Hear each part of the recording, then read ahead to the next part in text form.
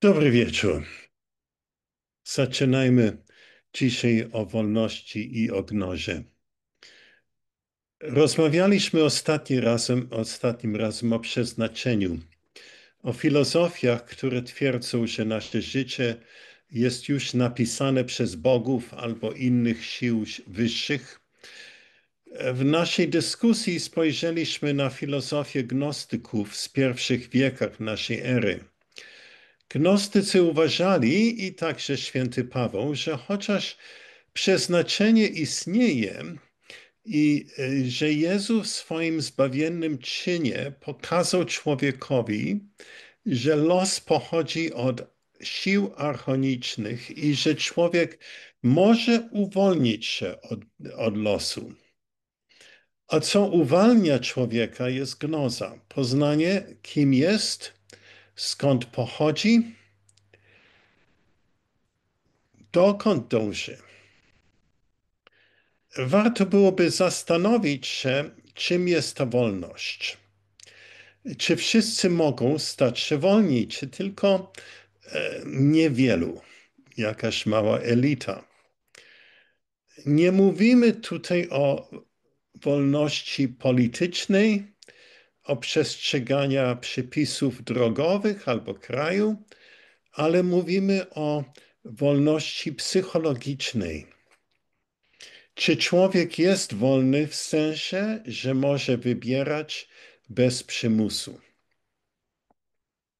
Gnostycy twierdzili, że człowiek w naturalnym stanie jest wolny, o wiele wolniejszy niż nawet aniołowie.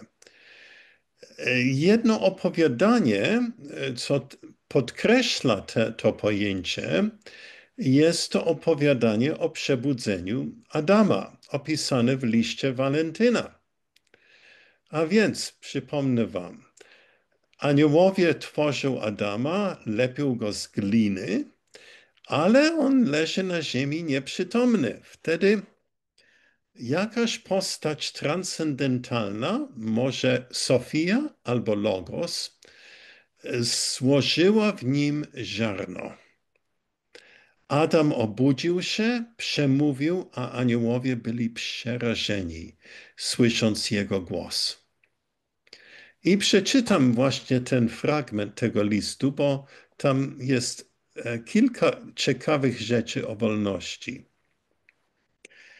I tak jak w obecności tej ukształtowanej postaci strach padł na aniołów, gdy wydała ona dźwięki przewyższające jej ukształtowanie. Z powodu tego, który niewidzialnie złożył w niej ziarno substancji wyższej i otwarcie przemówił. Także wśród pokoleń kosmicznych ludzi dzieła ludzkie stają się także obiektami strachu dla tych, którzy je tworzą, jak w przypadku posągów, obrazów i wszystkiego, co ręce kształtują w imię Boga. Adam wywołał strach preegzystującego człowieka, ponieważ w rzeczywistości był w nim obecny. Aniołowie więc przerażeni szybko pozbyli się swojego dzieła. Dlaczego aniołowie przestraszyli się? Dlaczego? No, dlatego, że poznali, że preegzystujący człowiek ich przewyższa w swojej świadomości. Albowiem człowiek posiada świadomość, która jest wolna. Coś, czego oni nie mają, bo ich świadomość jest ograniczona przez ich funkcje. No nic dziwnego, że pozbyli się Adama, wrzucając go w ciało materialne, gdzie mogli nad nim panować. Czyli taka jest nasza nieszczęsna sytuacja. Święty Tomasz z Akwinu i inni podkreślają ten punkt, że aniołowie i ich hierarchie są ograniczone przez ich funkcje, ich naturę. Są one specjaliści. Na przykład anioł, którego zadanie jest nadzór nad krajem. w rodzaju anioła stróża, ma naturę specjalnie dostosowaną do takiego działania. Nie może on na przykład podjąć działanie należącej do innej hierarchii aniołów, zająć się planetami albo zająć się zajęciem cherubinów. A więc archonci, te anioły, które ulepiły ciało Adama, zrobili to, co było w ich naturze i inaczej nie mogli działać. Ale człowiek nie ma takie ograniczenie, przynajmniej póki jest wcielony. Człowiek może zmienić poziom swojej świadomości, rozszerzyć go, pojąć światy anielskie od atomu do kosmosu. Może on się stać świadomym najwyższej rangi aniołów i najniższej. A więc człowiek ma w sobie możliwość wyboru i też jego świadomość przekracza wszystko, co aniołowie mogą. Dlatego człowiek jest bardzo specjalny i dlatego nasze wcielenie tutaj w materii pozwala nam zrealizować właśnie te inne poziomy świadomości. Problem jest, że niewiele ludzi korzystają z tej wolności. Ani nie pojmują, że mają. Człowiek chętnie oddaje swoją wolność i staje się niewolnikiem. Dlatego, że żyjąc w stanie wolności jest za człowieka zbyt wielka odpowiedzialność. Na co już wspomnieli egzystencjaliści jak Sartre i Camus, że wolność wymaga życie prowadzone świadomie, nie śledząc wskazówki, dogmaty, autorytety, staniem się światłem dla samego siebie. I wymaga to także uwolnienia od uwarunkowania, od naszego wychowania i od naszych traum. Nasz stan w niewoli i wolność są bardzo ładnie opisane właśnie w Ewangelii Filipa. I najpierw czym jest niewola? No, Logion 56. Osioł, który kręci kamieniem młyńskim, przejdzie 100 mil. Gdy zostanie uwolniony, pozostanie na tym samym miejscu, a więc nie korzysta z wolności. I dalej czytamy, są ludzie, którzy wiele podróżują i nigdzie nie docierają. Przed zmierzchem nie widzieli ani miasta, ani wioska, ani czegokolwiek wytworzonego czy naturalnego, ani mocy, ani aniołów. Ci nieszczęśni pracowali nadaremnie. No dlaczego człowiek jest w niewoli? Zapytajmy to. No, będąc w ciele, jesteśmy pod wpływami archontów, zazdrośni, którzy nie chcą, by człowiek był wolny. A to czynią różnymi sposobami, już oszukują człowieka. I akapit 13 z Ewangelii Filipa. Władze chciały człowieka wprowadzić w błąd, gdyż zobaczyły, że ma on pokrewieństwo z prawdziwym dobrem. Zabrały imię dobrym i nadały je tym, którzy nie są dobrzy, aby przez imiona oszukać człowieka i związać z niedobrymi. Następnie nimi pomagając zabrały imiona niedobrym i nadały dobrym, zgodnie ze swoim sposobem myślenia. Chciały bowiem wolnego człowieka uczynić niewolnikiem na wieki. Ja myślę, że cały ci, którzy tworzą reklamy telewizyjne, coś od archontów się nauczyli, w jakim sposób to działać. A więc te siły świata, oszukują nas, tworząc dla nas złudzenia. Jeśli wolicie język psychologiczny, to nazwijmy te siły kompleksy. Popędy nieświadome, których nie poznaliśmy, uwarunkowanie, nasze traumy.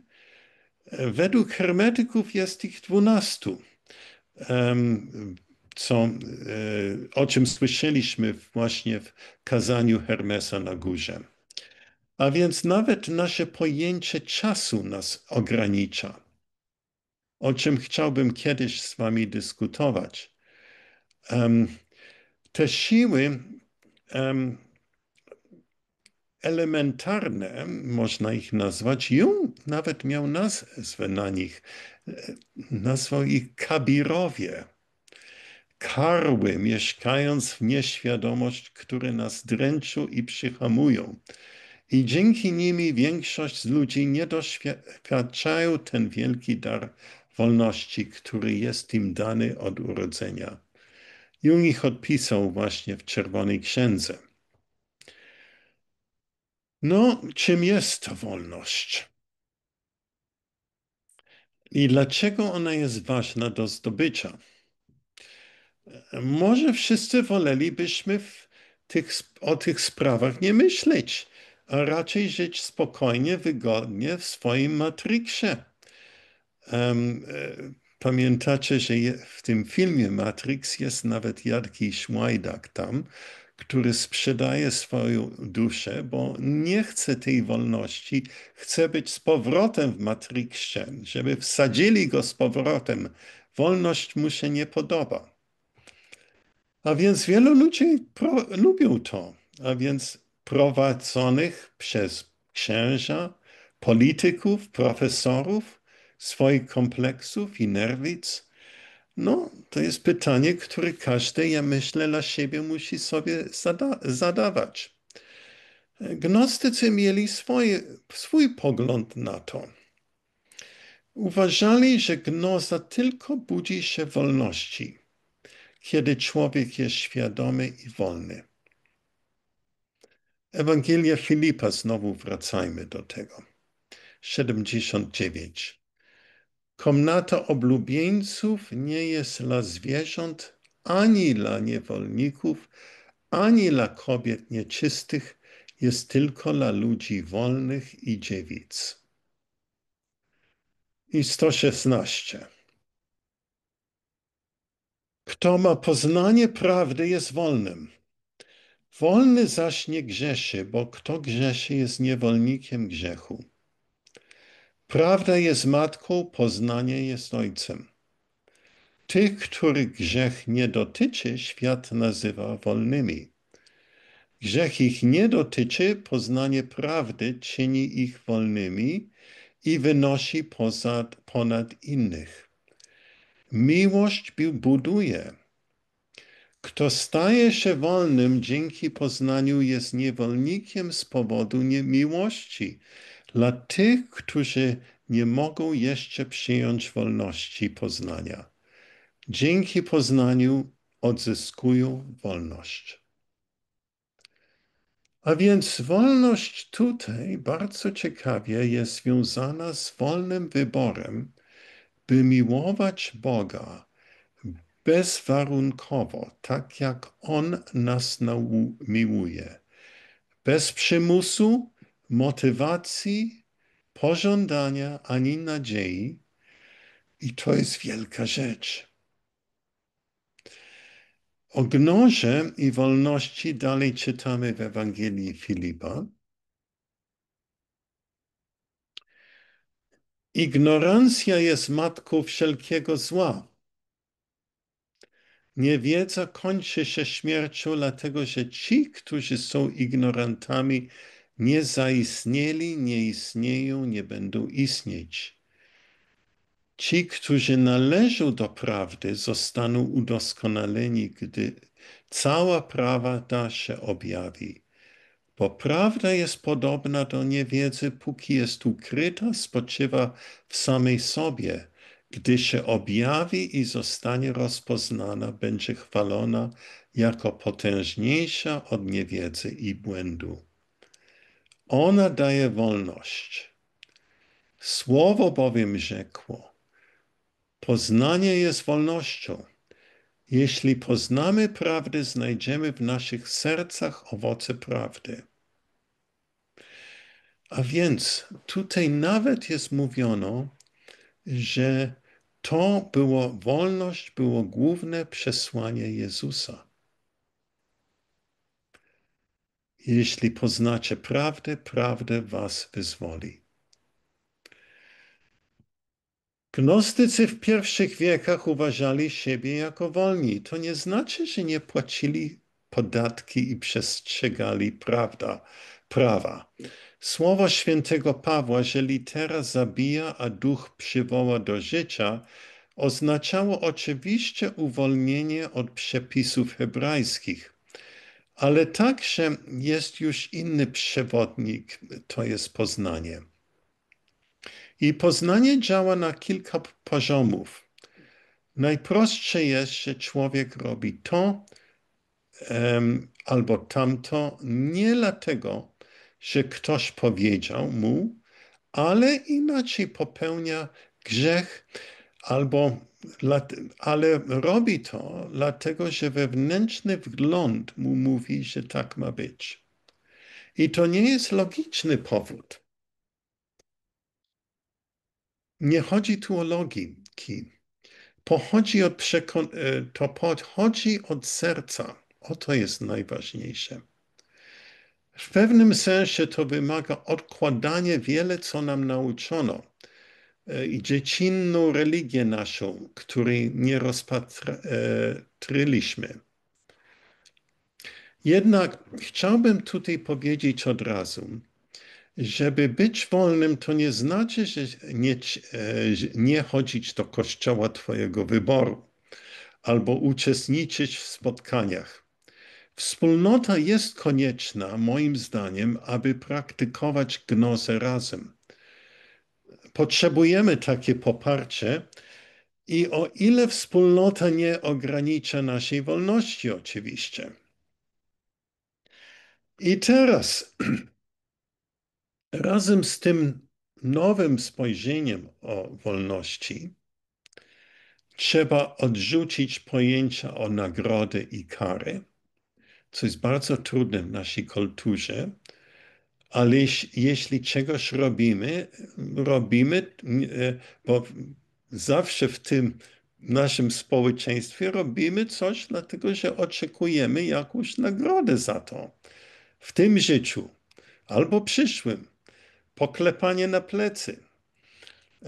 Albo, ale jeśli nie popełnimy, to będzie kara. Nie ma w tej, to jest bardzo dziecinny pomysł i nie ma w tym wolności. I to jest bardzo ważne rozumieć, że jeśli wchodzi w grę nagroda albo kara, nie ma w tym wolności. Bardziej trudna wolność jest związana z cudami.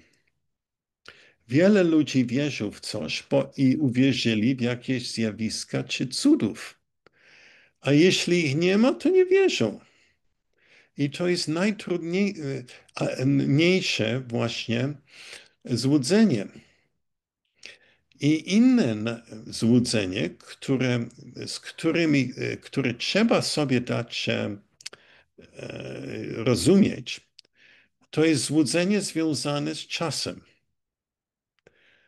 Czas powoduje, że patrzymy wstecz albo naprzód, gromadzimy informacje i chcemy stać się czymś. To jest ewoluować jakoś. No, może podejmiemy później dyskusję na ten temat. Krishnamurti dosyć wiele o tym powiedział. Ale teraz chciałbym rozpatrzyć tę sprawę, patrząc na 3 pokusy Jezusa na pustyni w Ewangelii Świętego Mateusza i komentarz o nich przez Dostojewskiego w Bracia Karamazów. Jeśli przeczytaliście tej powieści, to na pewno znacie przypowieść o Wielkim Inkwizytorze. I chciałbym właśnie teraz to opowiedzieć. Mniejsza o to i to nie jest ważne znać treść powieści, ani w jakim sposobu się pojawiła ta legenda, ale Dostojewski opisuje takiej legendy, która dzieje się w Sewilli, w Hiszpanii za czasów inkwizycji. No, jeszcze na rynku są stosy ciepłe i węgle, które nie ostygły przy spaleniu heretyków. No, to są okropne czasy, przynajmniej dla heretyków, którzy byli prowadzeni na stos. I tam Jezus przychodzi. Nie tak jak w drugim przyjściu, ale po prostu, żeby ludzi odwiedzić na chwilę. I wszyscy go poznają. I krąży pośród tłumu, uśmiecha się ludziom. No i wtedy jakiś ślepy rzuca się na niego, a Jezus jednym dotykiem go uzdrawia i przywraca mu wzrok. Potem on zatrzymuje się w drzwiach świątyni, katedry, gdzie pochodzi płacz, bo dziewczynka 7-letnia leży w trumnie. I matka, która poznaje Jezusa stojąc w drzwiach, mówi: jeśli o Ty wskrzeszysz dziecię moje, woła, wyciągając, jeśliż to, przepraszam, ja cytuję, jeśliż to Ty wskrzesz dziecię moje, woła, wyciągając doń ręce. I on spogląda współczuciem, a usta cicho raz jeszcze wypowiada słowa Talita kum, co oznacza dziewczyno, podnieś się. I dziewczyna otwiera oczy i wstaje. Z dala ogląda ich starzec, 9-letni wielki inkwizytor. Widzi to właśnie, patrzy surowym wzrokiem i wskazuje strażu, by Jezusa aresztować. Nie opiera się i prowadzą go do więzienia. I tam w więzieniu odwiedza go wielki inkwizytor. Bierze lampę, wchodzi, stoi w drzwiach. I teraz dalej czytam. I będę czytał teraz fragmenty od Dostojewskiego. Zatrzymuje się u progu i długo, może 2, może 3 minuty, wpatrując się w jego oblicze, wreszcie powoli podchodzi, stawia lampkę na stole i mówi do niego: to ty. Ale nie otrzymawszy odpowiedzi, szybko dodaje: nie odpowiadaj mi, milcz. Zresztą, cóż mógłbyś odpowiedzieć? Wiem masz za dobrze, co byś mi odpowiedział. W ogóle to nie masz prawa dodawać czegokolwiek do tego, co zostało przez ciebie wcześniej wypowiedziane. Jezus nie ma prawa. To jest bardzo ciekawe zdanie, bo taka jest zasada teologiczna dzisiaj. Na przykład niedawno temu w Tygodniku Powszechnym była mowa o jakiejś włoskiej mistyczki, która miała wizję Jezusa w czasach i opisała, i co Kościół mówi o tym objawieniu i co mówi. No, komentarz, któryś ksiądz, wydaje mi się, albo teolog, mówi: słuchajcie, objawienie według Kościoła skończyło się przy wyborze nicejskim, przy wyborze kanonu. Nie ma żadnych dodatek. Nie ma. Kropka. A więc jeśli pytacie teraz, co Kościół mówi o Ewangelii Tomasza, gdzie są, historycy mówią, autentyczne powiedzenia Jezusa, które nie są w kanonie, odpowiedź jest ta sama. to nie jest objawienie, bo objawienie skończyło się przy Soborze Nicejskim. Koniec dyskusji. A więc i tutaj wielki inkwizytor mówi Jezusowi, nie masz prawa już cokolwiek mówić, bo objawienie skończyło się. No, ale dalej czytam, mówi wielki inkwizytor Jezusowi. Dlaczego przychodzisz nam przeszkadzać? Bo że przychodzisz, aby nam przeszkadzać, to samo sobie wiesz. A czy wiesz, co się stanie jutro? Nie wiem. Ktoś ty i wiedzieć nie chce, czy to ty, czy tylko jego podobieństwo, sobowtór, ale możesz być pewny, że jutro cię zasadzę i spalę na stosie, jako najgorszego z heretyków. A ten sam lud, który dziś żałował twoje stopy, jutro na jedno moje skinienie rzuci się do podgarnienia węgli na twoim stosie. Wiesz o tym, czy nie? Tak. Ty chyba jednak zdajesz sobie z tego sprawę, dodał na zakończenie głęboko zamyślony, nie okrywając ani moment przenikliwego spojrzenia skierowanego na swojego więźnia. Czy masz prawo ogłosić nam chociaż jedno z tajemnic tego świata, z którego przychodzisz? Pyta mój starzec i sam za niego odpowiada: nie, nie masz, aby nic nie dodać do tego, co było powiedziane i żeby nie odbierać ludziom wolności, o którą ci tak chodziło, kiedy jeszcze byłeś na ziemi. Wszystko, co teraz na nowo ogłosisz, będzie zagrażać wierze ludzi, bo objawi się jako cud. A przecież wolność ich wiary była na ciebie rzeczą najdroższą. Już wtedy przez 1500 lat, czyż nie ty wówczas często powtarzałeś, pragnę uczynić was wolnymi? Wielki inkwizytor dalej opowiada, że jak Jezus człowiekowi przekazał dar wolności. Coś, co dla przeciętnego człowieka jest niemożliwym ciężarem do znoszenia. Wolność człowieka jest przedstawiana w trzech obrazach, widzicie. Widzicie, że nie jest to nam przekazane jako teologia, ale w obrazach. Bo taki jest język mitologii. I te obrazy są trzy pokusy Jezusa na pustyni. Po 40 dni na pustyni diabeł pokazuje się Jezusowi i kusi go. Najpierw zmień kamienie w chleb.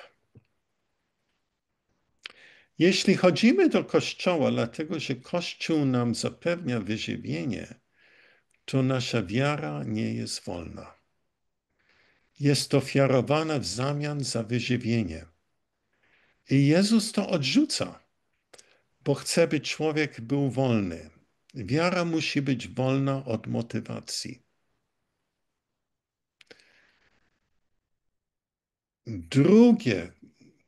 Druga pokusa, zrzuć się od wieży.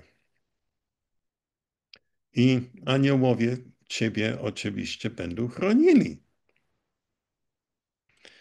No, uczyń cud i ludzie uwierzą. I jest podobna pokusa, kiedy Jezus jest ukrzyżowany i żołnierze wołają: zejdź ze krzyża i uwierzymy.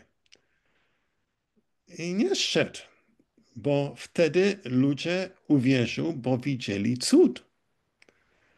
A więc znowu ich wiara będzie pod pewnym przymusem, pod pewnym motywacji. Oczywiście wierzymy, bo widzieliśmy cud. Dobrze, a jeśli nie widzimy cud, to co? Trzecie to jest nawet trudniejsze. Pokusa. Dam ci świat i bogactwo, tylko pokłoń mi kolano. Nie, bo wtedy człowiek sprzedaje wolność za materialne rzeczy, za nagrodę. Miłość Boga nie może polegać na nagrodzie lub kary. Musi być ofiarowana wolności. No, niestety ludzie są w stanie, niewiele są w stanie wykorzystać tej wolności. Boją się niej, bo droga jest trudna, samotna i niebezpieczna. A więc wielki inkwizytor ofiaruje ludziom w zamian cud, tajemnica i autorytet. I dalej właśnie mówi wielki inkwizytor. A teraz oto zobaczyłeś tych wolnych ludzi. Dorzuca nagle starzec, uśmiechając się znacząco. Tak dzieło to drogo nas kosztowało. Ciągnął, patrząc na niego uważnie, ale doprowadziwszy je wreszcie w swoim imieniu do końca. Męczyliśmy się Twoją wolnością. 15 wieków, ale teraz to już sprawa skończona i skończona definitywnie. Co, nie wierzysz, że skończona? I raz i na zawsze spoglądasz na mnie łagodnie i nie zaszczycisz mnie nawet swoją desaprobatą i gniewem. Musisz jednak przyjąć do wiadomości, że teraz, że właśnie dziś, obecnie, ci ludzie mają przeświadczenie większe, mocniejsze niż kiedykolwiek i są wolni w pełni, całkowicie, a tymczasem oni sami przynieśli nam swoją wolność i pokornie złożyli ją u naszych nóg, ale to uczyniliśmy my. A czy ty tego właśnie pragnąłeś w takiej chciałej wolności?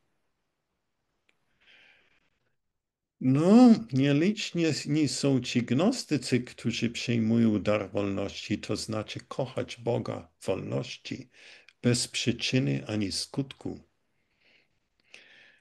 I dalej, co jest tajemnica, misterium.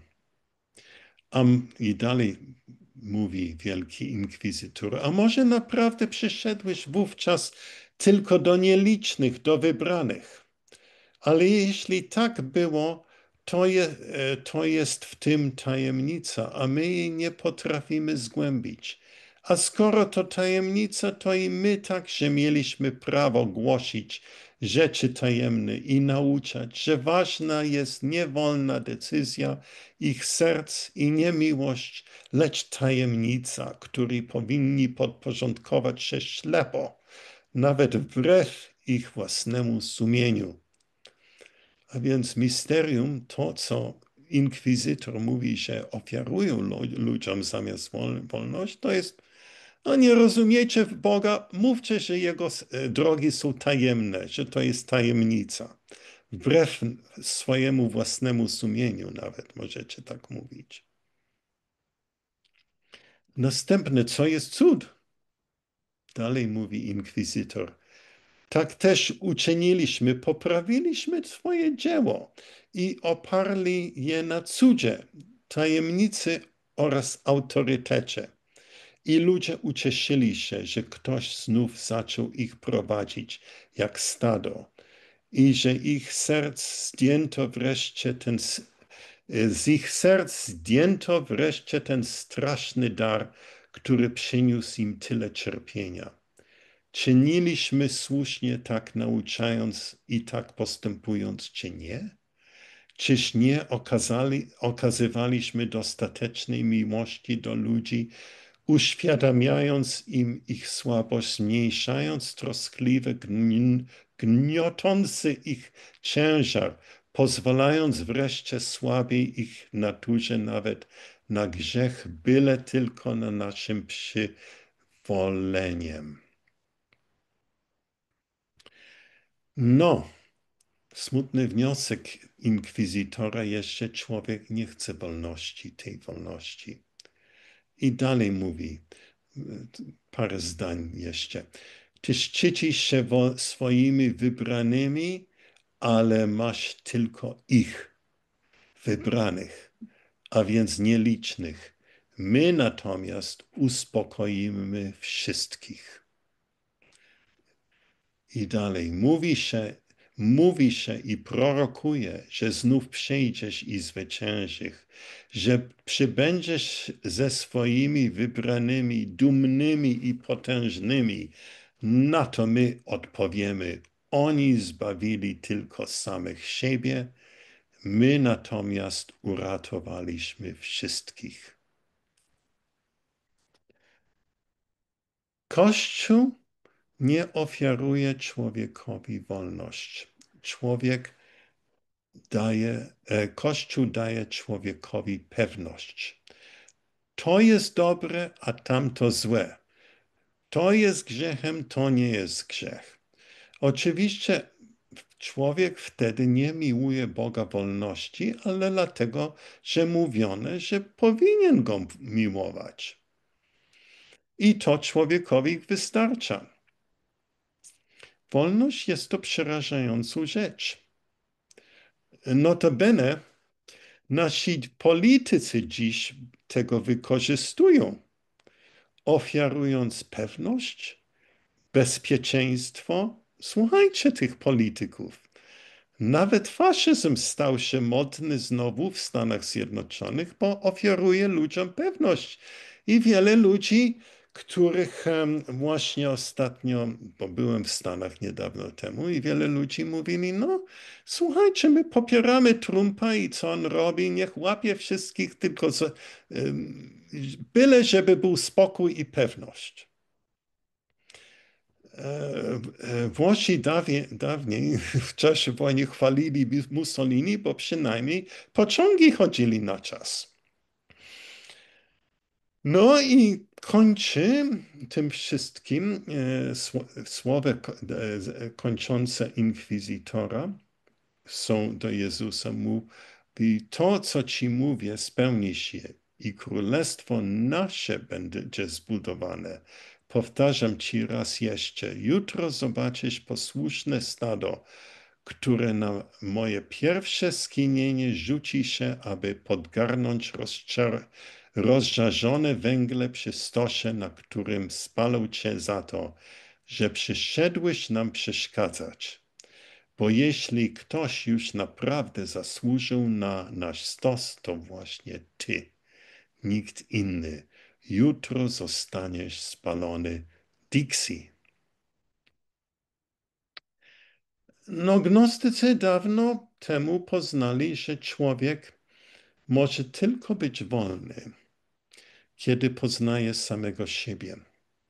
I póki nie poznaje siebie, to działają w nim siły archoniczne, które jego kontrolują. W psychologicznym języku mówimy właśnie o uwarunkowaniu, kompleksach, o braku samoświadomości. Ale dlatego pierwszy krok ku wolności jest poznanie, że jesteś w tym więzieniu, jak bohater w filmie Truman Show, o czym mówiliśmy. Chciałbym dodać, że wolność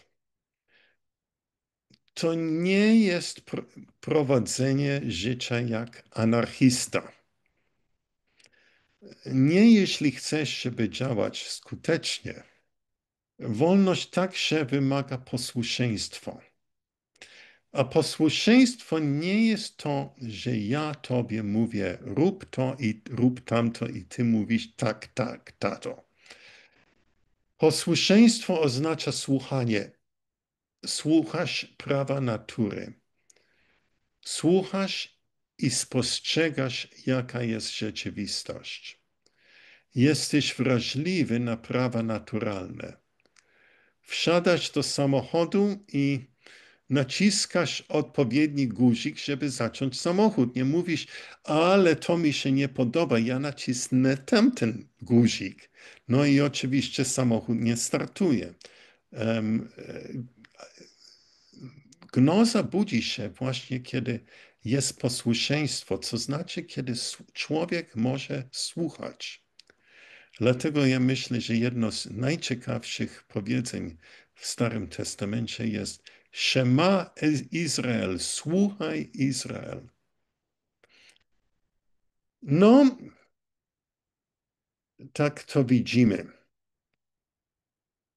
że to wymaga też stać się obcym od świata. Chciałbym zakończyć ten wykład czytaniem z tekstu, którego jeszcze nie omówiliśmy, ale może w przyszłości omówimy. Kiedy była wykryta Ewangelia Judasza, tak zwany kodeks Czakos, czwarte dzieło w nim nazywało się Alogenes, to znaczy obcy. Ale to nie było to same dzieło, co już jest w Nag Hammadi, którego przełożyłem i mieliśmy parę dyskusji o tym. To jest zupełnie inne dzieło. I, to było jest bardzo fragmentarne i dopiero powiedziałbym 3 lata temu odszyfrowano ten kodeks i mamy dosyć dobry przykład dzięki profesoru właśnie Przemysławu Piwowarczyku, polski przekład i postawiłem go na mojej stronie, możecie go zobaczyć. I przeczytam fragment, bo to jest o właśnie tym kuszeniu na pustyni, ale trochę inaczej to wyobrażane w sensie gnostyckim. I tutaj mamy zbiór uczniów, chyba uczniowie Jezusa, chociaż Jezus nie jest znamiany tutaj, ale raczej jest obcy, tak zwany alogenes. Ten, który jest obcy światu. A więc, czytam. Uczniowie wyszli i przybyli na górze zwaną Tambor. Górza Tabor jest, gdzie było przemienienie Jezusa. Padli na kolana i modlili się tymi słowami. Panie Boże, który jesteś ponad tymi wszystkimi wielkimi eonami, Ty, który nie masz początku ani końca, daj nam ducha poznania dla objawienia tajemnic i przyjęcia, abyśmy poznali siebie, skąd wyszliśmy, dokąd pójdziemy i co mamy czynić, aby żyć. Gdy obcy powiedział te słowa, ukazał się szatan i rzekł: Powędruj ze mną na tą górę, kręcąc się bowiem w kółko, nie znajdziesz niczego, lecz chodź. Bierz sobie, co jest zewnątrz mojego świata i jedz z moich dóbr. Bierz sobie srebro, złoto i szaty. Obcy odpowiedział tymi słowami: Odejdź ode mnie, szatanie, nie szukam bowiem Ciebie, lecz mego Ojca, tego, który jest lepszy niż te wszystkie wielkie eony. Ja bowiem jestem tym, którego zwą obcym, gdy jestem z innego rodu, a nie jestem z Twego rodu. Wówczas rzekł doń: Ten, który ma w mocy świat, my sami przyjdź coś tam w moim świecie. I ten odrzekł mu: Odejdź ode mnie, szatanie. Oddal się, nie należy bowiem do ciebie. Człowiek wolny słucha swój głos wewnętrzny. Jest posłuszny Bogu Najwyższemu, a nie Bogu tego świata. Człowiek wolny jest obcy. I obcy dla świata i zasad świata. I właśnie w tym jest zupełnie jeden z tych niewielu, o którym Wielki Inkwizytor mówił. Są tacy właśnie, którzy mogą wybrać tą wolność. A największy grzech tego, który odzyskał wolność, jest oddać i oddanie swoją wolność. I to jest właśnie grzech przeciw Duchu Świętym. Jeśli już odzyskałeś wolność, oddajesz. I Ewangelia Filipa właśnie mówi, ten, który jest niewolnikiem wbrew swojej woli, może być uwolniony. Kto dzięki łasce swego Pana otrzymał wolność, jednak sprzedał się znowu w niewolę, nie będzie mógł się stać wolnym. No, tyle dzisiaj właśnie chciałem Wam powiedzieć o tym temacie, co dla mnie jest pasjonujący. I teraz zapraszam Was do dyskusji. Dziękuję za wspaniały, ciekawy wykład. Jeśli można, to chciałabym zacząć taką sugestią, że warto się przyjrzeć jeszcze innym przykładom z nowożytnej literatury, które świetnie korespondują z rozumieniem wolności w duchu gnostyckim i korespondują z samą postacią Wielkiego Inkwizytora w poemacie Iwana z braci Karamazow. I co dziwne, to jedną pozycję, na jaką chciałabym zwrócić uwagę, jest to książka niemieckiego filozofa Ficze'ego, Tak, tak. który początkował idealizm niemiecki, potem mieliśmy Schillera, Hegla, no ale chodzi o tego Ficze'ego. Mało znana książka, a moim zdaniem to ona jest na wskroś gnostycka, powołanie człowieka, nawet formę literacką ma tekstów gnostyckich, bo jest to dialog, mówię o drugim rozdziale zatytułowanym Wiedza, jest to dialog narratora, ja, czyli można przypuszczać, że nawet to może być sam autor, z duchem, który go nawiedza o północy i daje mu objawienia prawd, odpowiedzi na pytania dręczące autora. I takim głównym pytaniem jest, co jest powołaniem człowieka, co jest moim powołaniem. I właśnie w tym dialogu na wskroś gnostyckim, bo tu jest właśnie ktoś w rodzaju mistrza, objawiciela, jest mi ten duch i ten uczeń w postaci tego narratora, który zadaje pytania i je otrzymuje, też odpowiada, bo mu też duch o pewne rzeczy pyta, jak on to rozumie i narrator odpowiada. I ten duch prowadzi go ku zrozumieniu pojęcia wolności, co to znaczy być wolnym. I jeżeli pojmiemy, co to znaczy być wolnym, no to staniemy się wtedy wypełnimy swoje powołanie, a być wolnym według ducha, czyli samego Ficze'ego przecież, jest bycie świadomym swojej duchowej natury. Czyli dopiero wtedy, kiedy uświadomimy sobie, że jako człowiek posiadamy oprócz cielesnej duchową naturę, bardzo głęboką, która jest jestestwem, jeżeli to sobie uświadomimy, wtedy dopiero stajemy się wolni. Wolni od świata przedmiotowego, od świata zmysłowego, od świata materialnego, widzialnego. I duch podpowiada właśnie temu uczniowi w tym swoim dialogu z nim, że prowadzi go ku temu, że nie tylko mamy zmysły te fizyczne, widzenie, dotykanie, słyszenie, czucie i tak dalej, smakowanie, bo to jest tylko zewnętrzność, którą my sobie tylko wyobrażamy, nasz umysł sobie to stworzył, to jest wyobrażenie, a prawdziwe poznanie jest bardzo głęboko wewnętrzne i zupełnie inne zmysły duchowe, noetyczne w tym biorą udział. Jak dotrzemy do tych duchowych zmysłów, dopiero będziemy mogli dotknąć tej duchowej rzeczywistości i tam odkryć prawdę o sobie, właśnie skąd jesteśmy, dokąd zmierzamy i tak dalej, i tak dalej. I to będzie to właśnie bycie wolnym od złudzenia, od tego wyobrażania tylko sobie rzeczywistości, która tak naprawdę żadną rzeczywistością nie jest, jest niczym.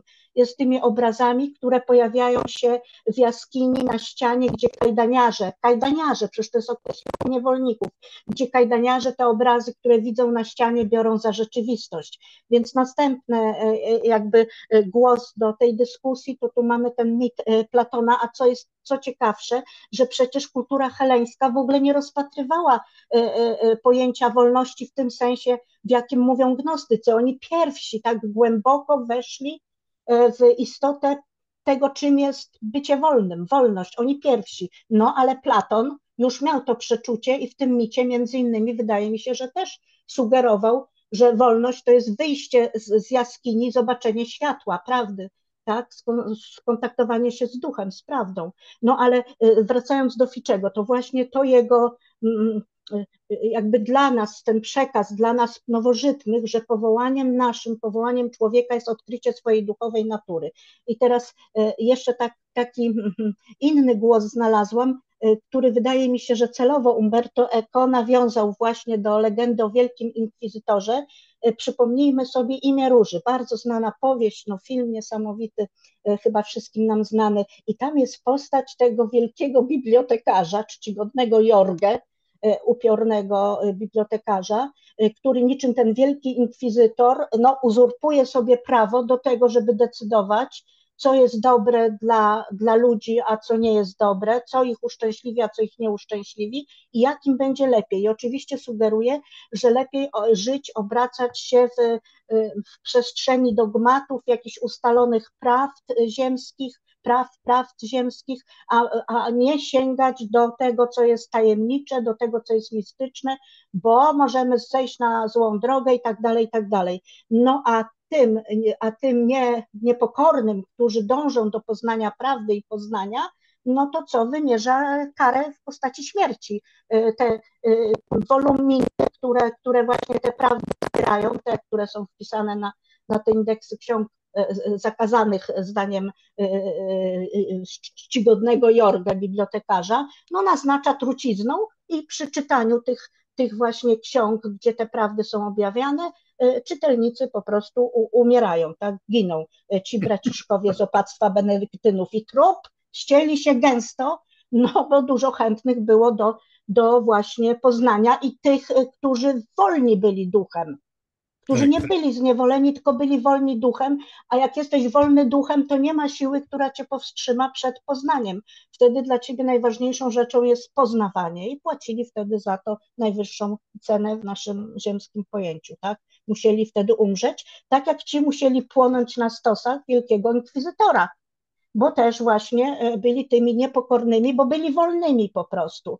I najlepiej takich wolnych nazwać heretykami i wtedy mamy sprawę załatwioną. Skoro heretyk, no to na stos, no to można go otruć, tak, czy z okna wyrzucić, no bo i tak sobie Jorge radził z tymi, którzy do wiedzy dążyli.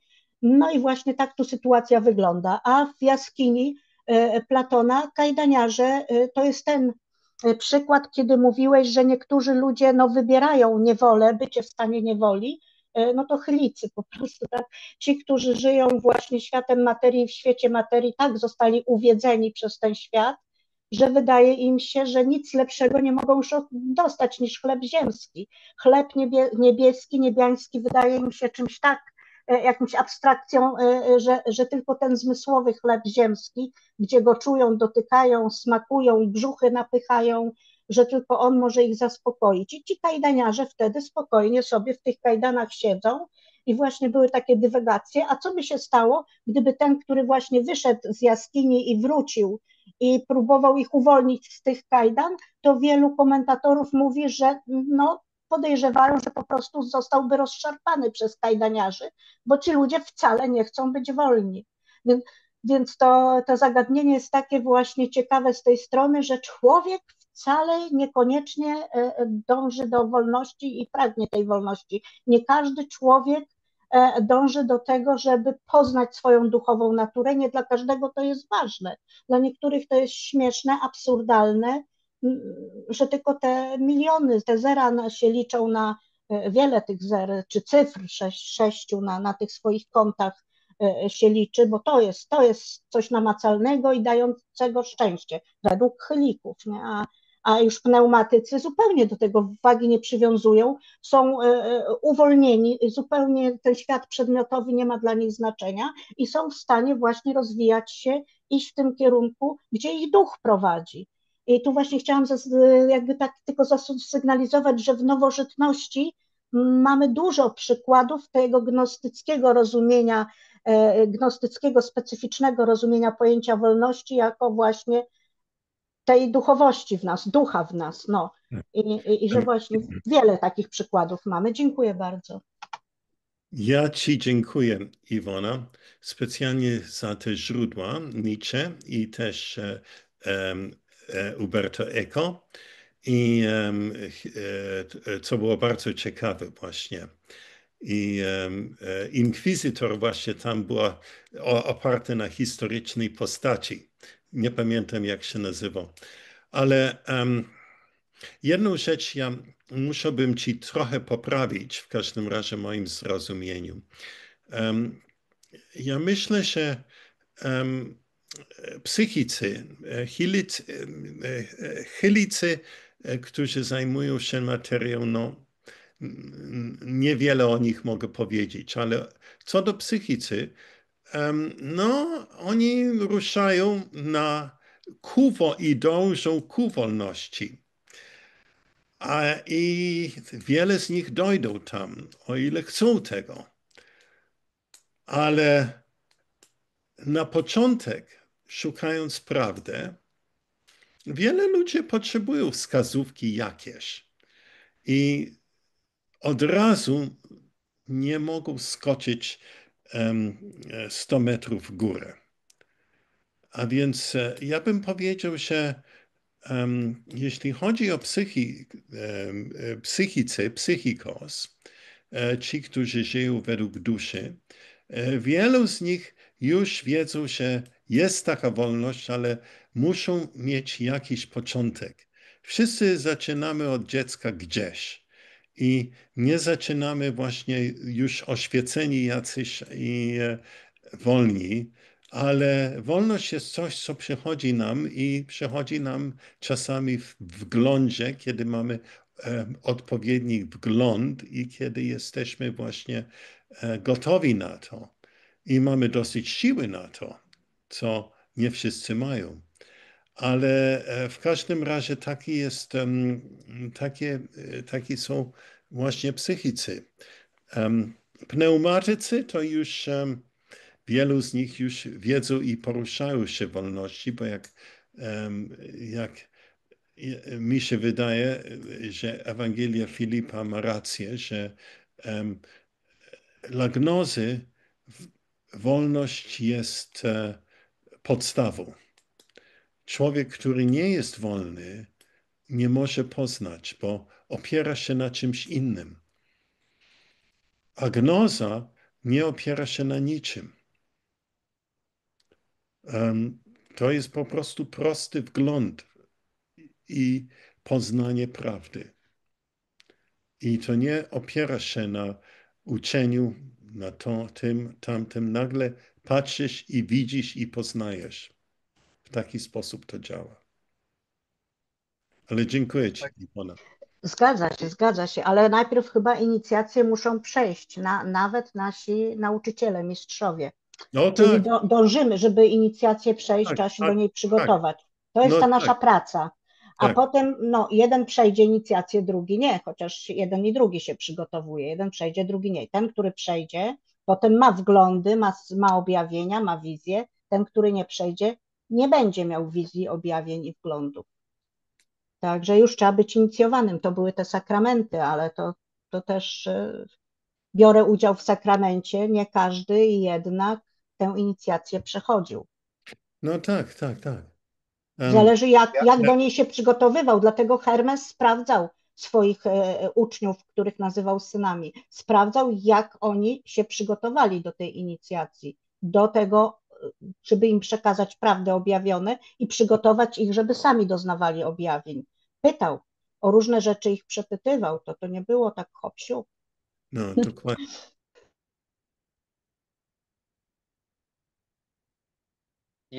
Jan od Krzyża, wielki mistyk, Tak. jak napisał taki poemat mistyczny Droga na górę Karmel, w którym opisywał właśnie jakby taką duchowe przebudzenie, nazwijmy to tak.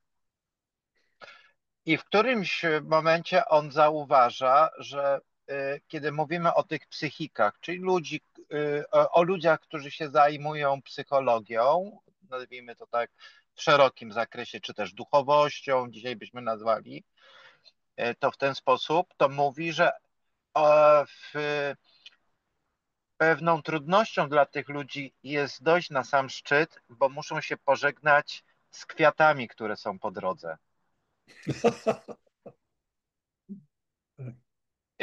I teraz, i jeszcze wracając do tego Umberto Eco, tam bym też zniuansował jedną rzecz, mianowicie to żadna wolność jest chcieć ukraść skarb za wszelką cenę i polec tuż przed Poznaniem. Więc my mówimy tak naprawdę o sytuacji, która dla nas jest niejednoznaczna. Na tym polega problem. Bo jeśli się dobrze wczytać w Pismo Święte Nowego Testamentu, biorąc pod uwagę, co się stało w Nicei i całą tą historię, która się ciągnie w chrześcijaństwie, to ten dyskurs cały czas wygląda na takim graniu pomiędzy tym, żeby rozpoznać Chrystusa we własnym życiu i nie polec na antychryście, którego ci wszyscy proponują. Nazwijmy to tak z grubsza. Więc to do nas należy wybór tego, co jest żywe i tego, co faktycznie daje życie wewnętrzne i rozpoznanie, czy akurat nie utknęliśmy na jakichś kwiatkach po drodze. I właśnie oczekujemy tego cudu, tego, co przed czym Jezus ostrzegał w tej swojej modlitwie medytacyjnej. I ja myślę, że to właśnie w Piśmie Świętym jest ukrytych kilka takich autentycznych doświadczeń Jezusa i dużo rzeczy, które zostały dopisane później, które naprawdę bardzo poważnie zakłócają percepcję Boga, który jest żywy. I chrześcijanie mają z tym do dnia dzisiejszego olbrzymi problem, bardzo duży problem w tym zakresie i między innymi dlatego brunatnieje społeczeństwo, więc dopóki nie zrozumiemy, coś będzie powtarzało się naszym losem. I być może musimy doświadczyć kolejnego Holokaustu albo jakiegoś doświadczenia zbiorowego, żebyśmy coś zrozumieli, bo w końcu żyjemy w cywilizacji, która zabiła Boga. Tak, nie jest wesoła sytuacja. E, Tyle jest pewne. Witaj, Indy. Witam. Ja tutaj do Iwony chciałam takie uzupełnienie z praktycznego poziomu, jakby bardziej nie z teorii, tylko z praktyki, że jeśli chodzi o te wglądy, wizje i tak zwane dary czy łaska, mm, nie jest konieczna do tego inicjacja. To po prostu jest łaska. Natomiast różne praktyki, które rozszerzają percepcję, są przydatne do tego, żeby na przykład nawiązać połączenie z tym, co nie jest dla nas tak łatwe bez tej rozszerzonej percepcji, naskurczonej percepcji. Więc, a są takie istoty, które po prostu mają to dane z różnych powodów. I nie jest to wtedy ani konieczna żadna inicjacja, ani nawet przygotowanie do tego, po prostu się z tym rodzą. I jest im to dane. Także są i takie ścieżki, natomiast nie da się uzyskać darów poprzez inicjację. To po prostu musi być łaska. To jest dane. Tego się nie da wypracować. Można rozszerzyć percepcję, uzyskać tą rozszerzoną świadomość, która Em, sama z siebie niesie dary. Mhm. Ja myślę, Indy, że tutaj jest problem, że nie zdefiniowaliśmy, e, co znaczy inicjacja. O czym No mówimy. właśnie. Tak, tak, dokładnie. Dla mnie na przykład inicjacja to jest zmiana po prostu. No, tutaj zmianą jest na przykład urodzenie się w ciele, czyli Tak, jeśli ktoś się rodzi w ciele, już zachodzi zmiana w nim samym, bo z istoty, z energii, ze światła staje się czymś ciężkim i gęstym, a jednak i tak może być obdarowany. tak. Może Robert chciał coś powiedzieć. Robercie, Tak, tak, jestem. No właśnie a propos tej inicjacji, też uważam, że tu cały problem pomiędzy Indii i pomiędzy Iwoną tak naprawdę nie ma różnicy. One dokładnie mówią o tym samym, tylko jest kwestia definicji. Bo na pewno na łaskę nie można zasłużyć, łaska jest dana, ale z drugiej strony trzeba być zdolnym do przyjęcia tej łaski. tak. Czyli jest jakieś minimum tego, co trzeba zrobić samemu. Nawet zrozumieć przekaz, żeby móc go zrozumieć, trzeba mieć aparat pojęciowy, żeby móc go pojąć. Czyli jest jakaś praca, którą trzeba wykonać minimalna, żeby móc przyjąć łaskę, no a później łaska, no jak przyjdzie, to przyjdzie, bo to jest łaska. Ale i czy to będzie inicjacja tym, co nas tak uformuje, że będziemy zdolni przyjąć łaskę, czy też będzie nam to dane z urodzenia? No ja w sumie w to wątpię trochę. Myślę, że zawsze człowiek musi się troszkę postarać, żeby tą łaskę przyjąć. Być zdolny do jej, bo nie może na nią zasłużyć, ale musi być zdolny, żeby ją przyjąć. I tak dlatego myślę, że jeden i drugi punkt widzenia jest tak naprawdę taki sam. Ale ja mam takie pytanie, taki mój problem, bo pamiętam jak Jezus powiedział w którymś miejscu, mam nadzieję, że w miarę dobrze zacytuję, że jak przyjmiecie moje brzemię, nie, mój ciężar jest słodki, a moje brzemię lekkie. Więc skoro ten ciężar jest słodki i to brzemię jest lekkie, to dlaczego tylko nieliczni są w stanie je udźwignąć? Ja nie mogę powiedzieć, że specjalnie się zgadzam, że to jest lekkie, a No nie. Jezus tak powiedział. No, okej, dobrze. Może ja nie wiem na co. To jest jedno powiedzenie, co jeszcze nie rozpatrzyłem do końca. Nie wiem. Może Ja, dla niego ja, to było lekkie. No ja wiadomo, mogę, jak się chodzi po wodzie, to wiele rzeczy może się wydawać lekkich. ja bym chciał coś tutaj ci powiedzieć, bo jestem akurat świeżo po lekturze Barta Ehrmana. To jest taki Millera uczeń, jednego z najlepszych biblistów na świecie amerykańskiego. A, I człowiek znany jest z tego, że też osiągnął dużą biegłość w dekonstrukcji Pisma Świętego i odkrył ze zdziwieniem, że my nie znamy autografów Pisma Świętego, a to, co znamy, jest naleciałością cywilizacyjną. I teraz należy to czytać w ten sposób, że możesz dotrzeć do tradycji bezpośrednio ad fuentes do głowy, czyli jakby mając otwarty umysł, przeskakując ponad głowami swoich przodków, że czasami jest to jakieś rozwiązanie, bo jeśli psychologicznie podejdziemy jako archetyp zbiorowy, na przykład Kościół może zachowywać się jako człowiek, to on również ma swoją wypartą tożsamość. I tą wypartą tożsamością jest to, co robiono w trakcie kształtowania Pisma Świętego, że dopisywano pewne frazy do tak zwanej bieżączki i na przykład jeśli chrześcijanie ginęli, to pojawiały się tam zapisy, które pozwalały obrońcom wiary bronić się przed no, zabiciem po prostu, bo byli w sytuacji zagrożenia życia. Ale późniejsza tradycja z kolei tak to wypreparowała, że te pierwotne znaczenie tak naprawdę słów Jezusa zaginęło. I ono tam jest, ale my musimy to odkryć sercem tak naprawdę, co tam jest grane. I, i to jest przy okazji, to mówi Jung, mówi Robert Johnson, że to jest właściwie takie nasze zachowanie archetypiczne, że jakby wpisane w naszą konsystencję psychiczną wręcz. I mhm. my to robimy tak naprawdę przez całe swoje życie i między innymi to jest źródłem wielu naszych nerwic, bo duża część z tych naleciałości po naszych przodkach niestety zasłania autentyczne oblicze Boga. Tak, A ja jeszcze tutaj a propos wolności, tak, tak, dalej. wolności, tak, Proszę. ta wolność, logicznie na to patrząc, trudno powiedzieć o kimkolwiek, że byłby wolny, gdyby nie posiadał wiedzy, czym jest, kim jest, gdzie jest, skąd jest.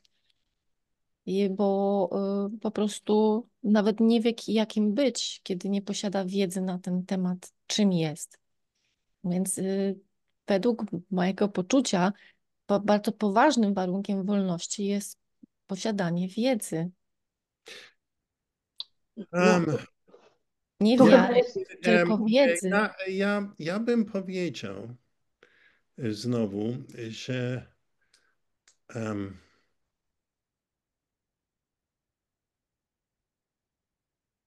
przychodzi to skutkiem wglądu, który mamy.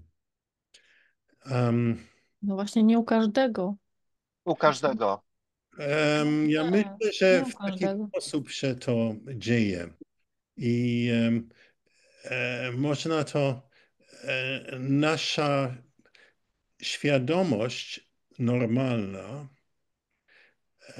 jest pełna uwarunkowania, nerwic, kompleksów.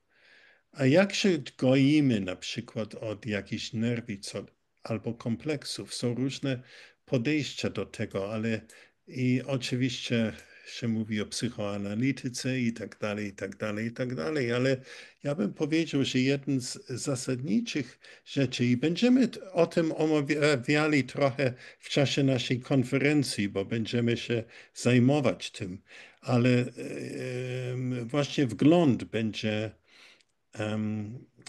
jest czymś bardzo ważnym. Notabene, zanim kończymy, chciałem Wam powiedzieć, że jeszcze mamy miejsca wolne na konferencji i jeśli chcecie uczestniczyć, to proszę wysłać mi maila i też płacić zaliczkę. Zobaczycie to na mojej stronie. No, ale koniec reklamy. I teraz, ale chodzi o to, że wgląd naprawdę może to wszystko, to może, to wtedy coś się w nas zmienia. I wtedy ta nerwica, ta trauma zaczyna się goić. A sam Jezus nauczał. On właśnie nauczał, dawał wiedzę. No, znowu, czy mówisz o wiedzy w formie informacji? Nie, no też, trochę też, ale też ukierunkowania. Dawał im, tak, dawał wiedzę na temat tego, czego ludzie nie wiedzieli na przykład. Czy No, skąd, kim oczywiście, są, że skąd są. Mhm. oczywiście było uczenie etyczne, Tak. tak jak kazanie na góry, błogosławieni ci, błogosławieni tamci i tak dalej, i tak dalej. I było uczenie przez tych przypowieści, których znamy, które są bardzo piękne obrazy i bardzo rzadko wyjaśnią, o co tam chodzi. Ale ja myślę, że zasadnicza nauka Jezusa i tak, którą uczył w sekrecie niewielu uczniom, to była właśnie ta nauka o gnorze i nauka o wolności. Właśnie. I nie, było niewielu nawet swoich uczniów, które on to uczył. To jest właśnie smutne, że nie można, że cały świat nie może się spotkać na tych samych naukach, że się to Ja, dzieli na takie grupy. ja myślę, że cały świat nie chciałby, No właśnie. że ludzie chcą pewność. Tylu ludzi znalazłem. W Polsce specjalnie wiele katolików. Oni chcą wiedzieć, co jest grzech i co nie jest grzech. Oni chcą wiedzieć, czy ja pójdę do nieba, czy nie pójdę do nieba. I co ja mam zrobić, żeby pójść do nieba. A więc szukają nagrody, nie szukają wolności. I właśnie smutnie święty, nie, wielki inkwizytor właśnie powiedział Jezusowi, że taka jest Twoja ludzkość. Dałeś im dar, ale to jest straszny dar. I, i, i ludzie chcą to, co my damy im, co jest autorytet, tajemnica i cud. Jeśli mają to, to wszyscy pójdą za nami i my zbawimy wszystkich, bo damy im to, co oni mogą robić. A ty chcesz coś, co tylko nieliczni mogą i są w stanie zrobić. Ja myślę, że Jezus uczył, że tylko wolność daje wiedzę i dlatego przede wszystkim uczył, jak być wolnym, czym jest wolność. Tego No, uczył Jezus. I tak, dlatego na takie pytanie, czy wiedza daje wolność, czy wolność daje wiedzę, no dwiema rękami jestem za tym, że to wolność daje wiedzę. Najpierw trzeba być wolnym, żeby ta wiedza mogła do mnie przyjść, a nie na odwrót. ja bym powiedział, że jest coś w tym, że musimy się odłożyć nawet na krótką chwilę nasze uwarunkowanie i stać w miejscu, gdzie możemy powiedzieć sobie, już teraz nic nie wiem, co dalej.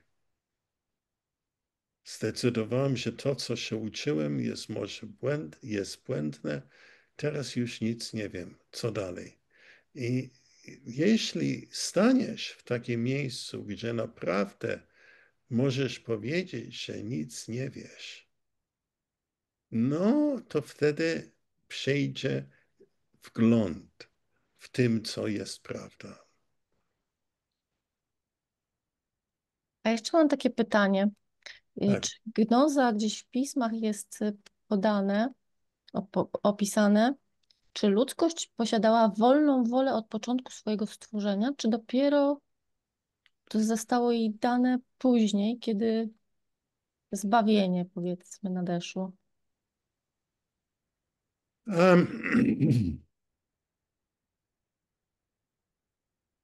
No, Pismo Święte oczywiście, Stary Testament to jest historia narodu żydowskiego.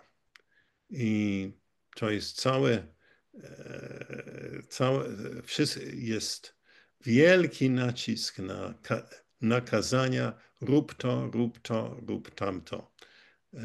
Żeby być Żydem, musisz przyjąć, ile tam jest w Księdze Kapłańskim, 300, 400, ile tam właśnie wskazówek czy przykazań.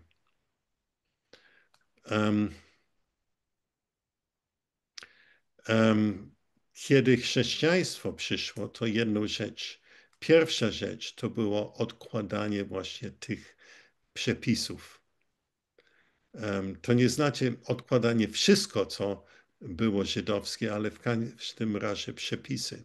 I dlatego święty Paweł mówił, słowo zabija, a duch ożywia. Że musimy odłożyć to i te przepisy i kierować się duchem, czyli gnozą.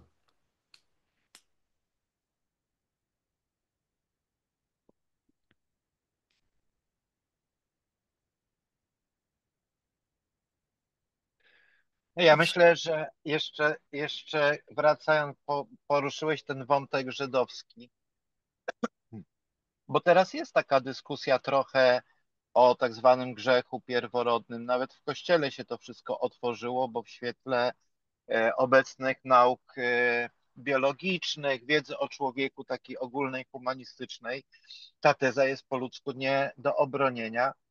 I jak próbujemy na nowo przeczytać ten mit, nawet w takim współczesnym świetle, to musiało nastąpić jakieś napięcie, kiedy człowiek schodził z drzewa, gubił tą swoją naturę i my nie mamy udzielonej odpowiedzi, co tak naprawdę odróżnia nas od zwierząt. My to bardziej czujemy. I myślę, że to, kiedy cię w życiu prowadzi pytanie, o kim jesteś, to jest to zasadnicze pytanie, które jest tym wężem, takim wewnętrznym. Toczy swoją odpowiedź od milionów lat i zaczynasz ją poznawać sam w sobie i łączyć kropki do kupy. To jest to tak głębokie doświadczenie, że właściwie można je rozpoznać na prawach podobieństwa u drugiego, jakiejś jakiegoś czegoś pierwotnego, instynktownego, czyli takiego podświadomego, coś, co nie jest udawane po prostu, bo się tego nie da udać. Jest to coś, co widzimy najpierw, a dopiero później to zaczynamy rozumieć, mieć naszym rozumem i to jest wtórne. I z jednej strony musimy naszemu ego stworzyć takie warunki, żeby on mógł się poczuć bohaterem własnego życia, a z drugiej strony odkryć tą opowieść, która się w nas toczy poprzez nasze sny, nasze doświadczenia codzienne. I kiedy przebywasz z tym pytaniem, kim jestem, śledzisz, jaka dyskusja się tworzy w tobie samym, to ta odpowiedź się w tobie po prostu otwiera. I zaczynasz czytać z własnego życia, jak z książki. My to wszystko mamy przed oczami cały czas. Nie ma żadnej wiedzy ukrytej. To wiemy z pism gnostyckich i z przesłania Pisma Świętego, czyli po prostu to jest własne nasze życie.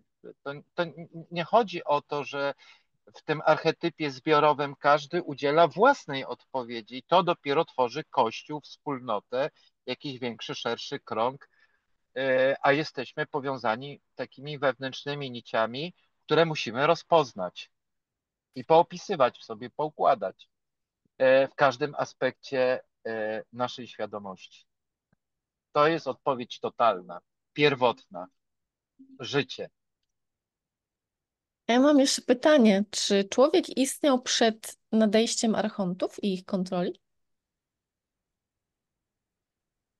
Co było E, pierwsze, archonci czy człowiek?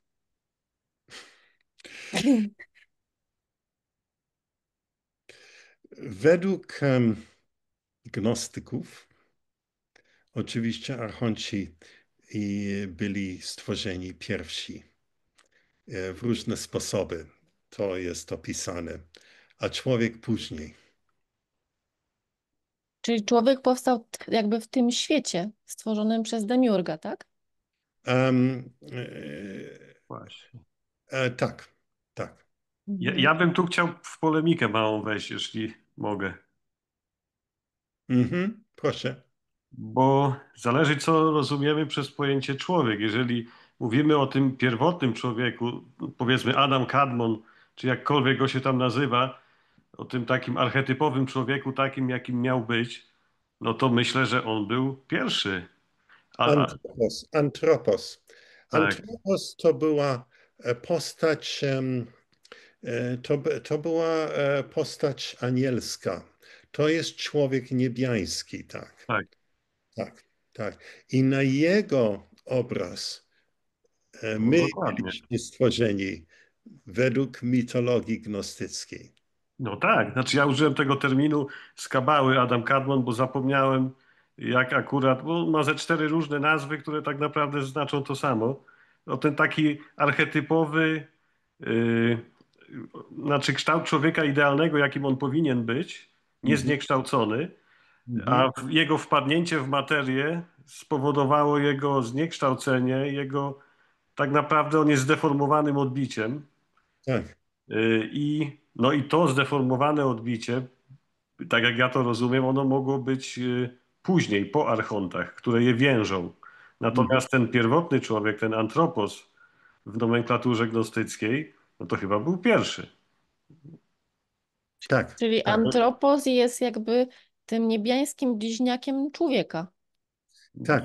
Pierwowzorem nawet. Tak, to jest postać, Antropos to istnieje w pełni, w pleromie właśnie. To jest postać jedna z eonów.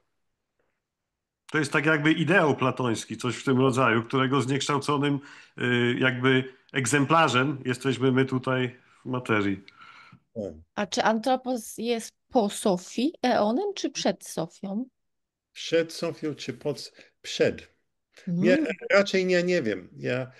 Nie jest to jasne. W niektórych wersjach Sofia była ostatnia za eonów, nie, w innych to nie. Ale Mhm. jakoś nie zastanawiałem się, kto był pierwszy. Trudno nawet, może nie było jakiejś kolejności. No, To Ja nie, znam, nie. Wydaje się, że Jung udziela takiej odpowiedzi, że Sofia jako ten żeński element Boga dosyć późno pojawił się w teologii żydowskiej. Jako taki właśnie jest datowany na V wiek przed naszą erą, w momencie, kiedy powstaje Księga Hioba, zaczyna się historia. Bo nasza świadomość dojrzewa również w czasie, nie? Zbiorowo. tak. Więc według takich powiedzmy współczesnych badań humanistycznych, tak, to współczesny człowiek raczej tak to rozumie. Tak, tak. Ale tu nam chodziło bardziej o chronologię kosmologiczną. ja znam taką opowieść, No przypowieść, że dobra, Tak, Antropos przepraszam na chwilkę, powstał. Indie miała coś właśnie, Ja, zna, ja, proszę, Indie. ja znam taką opowieść, prastarą opowieść, że Antropos powstał jako dzieło z Sofii i drugiego eonu męskiego Telete A, i że to oni są rodzicami Antroposa o, bardzo ciekawe. jako współpara. Bo, A jakie, bo, bo jakie źródło? tłumaczenia tekstów Znak Hammadi tylko innego autora. A, okej. Bezpośrednie tłumaczenia. Człowieka, który miał bezpośredni dostęp do tych tekstów, trzymał je w rękach i jest No, jest e, takim tak, historykiem. Mhm. ja myślę zupełnie to możliwe. Ja nie wiem, o którym tekście chodzi, to, bo są różne jeszcze, których ja nie tykałem. Dopiero powoli zaczynam je tykać właśnie. ale to ma swoją logikę, bo jakbyśmy posunęli tą myśl, którą porusza w odpowiedzi Hiobowi Jung, to on mówi tak, że ta myśl teologiczna, to, że ona się tak późno pojawiła, to jest wynik naleciałości, ale w sensie teologicznym to obowiązuje, że człowiek właśnie wówczas odkrył, że powstał jakiś pomysł w głowie Boga, który na planie boskim był doskonały, a Mhm. przemieszczając się przez eony na tym planie ziemskim zaistniał w pewnym zaburzeniu pomiędzy percepcją, a tym, co tam wewnętrznie w sobie tą historię mamy wyświetloną w świadomości jako takiej. I to przemieszczenie takie czasoprzestrzenne powoduje zaburzenie, które jest nieświadomością Boga i On to musi w naszym życiu obejrzeć sobie, żeby umieć zadziałać w swojej wszechmocy. Czyli my jesteśmy jakby takim filtrem, kliszą, nie wiem jak to nazwać, w tym Matrixie takim, No, prawda? to ciekawe. Oczami Boga jesteśmy. Tak, dokładnie tak. To jest właśnie uroda całego Junga, że jak to potraktujesz tą jego opowieść, że to nie są bajki jakiegoś debila i przejdziesz już ten taki freudowsko coś tam i zrozumiesz, że jeden jest bełkot, a drugi jest poezją, to nagle ci się te starożytne historie tak wyświetlają w jedną naszą ludzką, całościową odpowiedź, że to jest po prostu niesamowite, w czym bierzemy udział tak naprawdę. Mhm. Słuchajcie, myślę, że musimy kończyć, bo czas się wybija, ale bardzo dziękuję za wspaniałą dyskusję i tyle nowych rzeczy wyszło i mam nadzieję, że